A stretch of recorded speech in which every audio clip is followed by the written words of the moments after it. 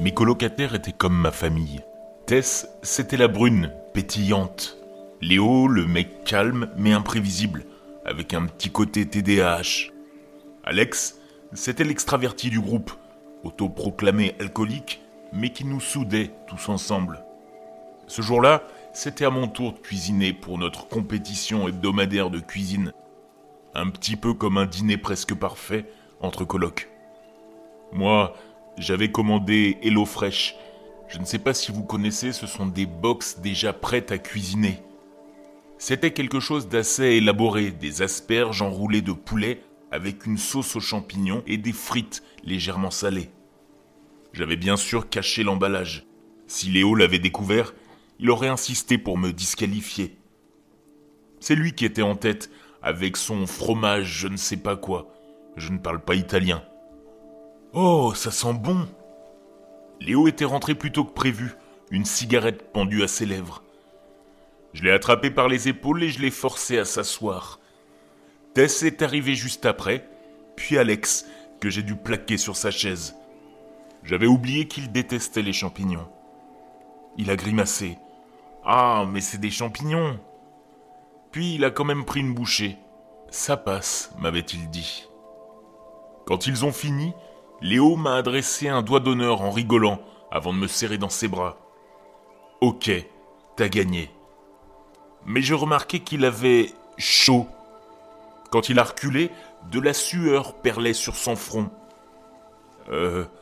Ça doit être une indigestion, a-t-il dit en rotant avant de filer vers la salle de bain. Quand Léo a vomi en courant, Tess a pâli.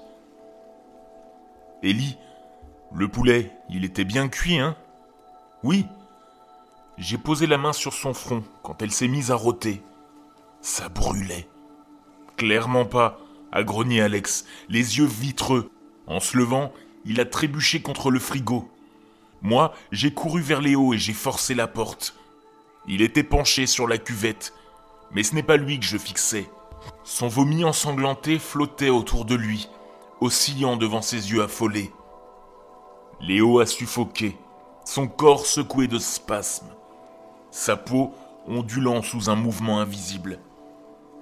Les bouteilles de shampoing alignées dans la douche ont soudainement toutes volé en l'air.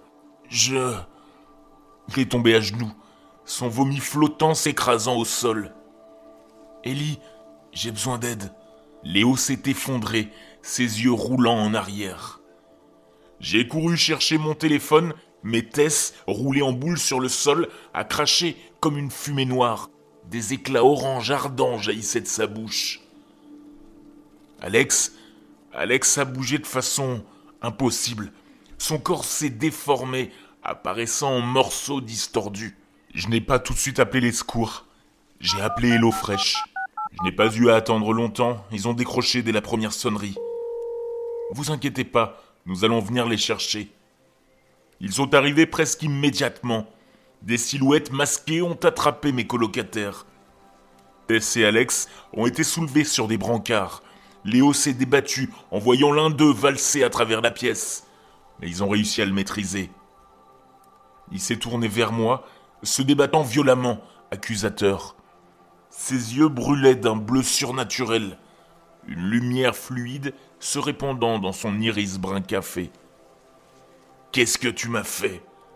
Léo a levé les mains par réflexe, et l'un des hommes masqués a été projeté à travers le plafond, les fenêtres explosant sous la force de son cri. « Merci d'avoir utilisé HelloFresh », a chantonné la femme au téléphone. J'ai haleté, sentant mon estomac se tordre. Qu'est-ce que vous leur avez fait? Ma voix s'est brisée. Léo a été assommé par derrière, un homme masqué le soulevant comme un poids-plume avant de disparaître avec lui. La femme au téléphone a soupiré, comme une mère attendrie par un enfant capricieux. Tu devrais être fière, Ellie. Tu as suivi la recette à la perfection. La ligne s'est coupée. Et moi, je suis resté là, seul, dans une cuisine ravagée, avec une nouvelle réalité que je n'étais pas prêt à accepter.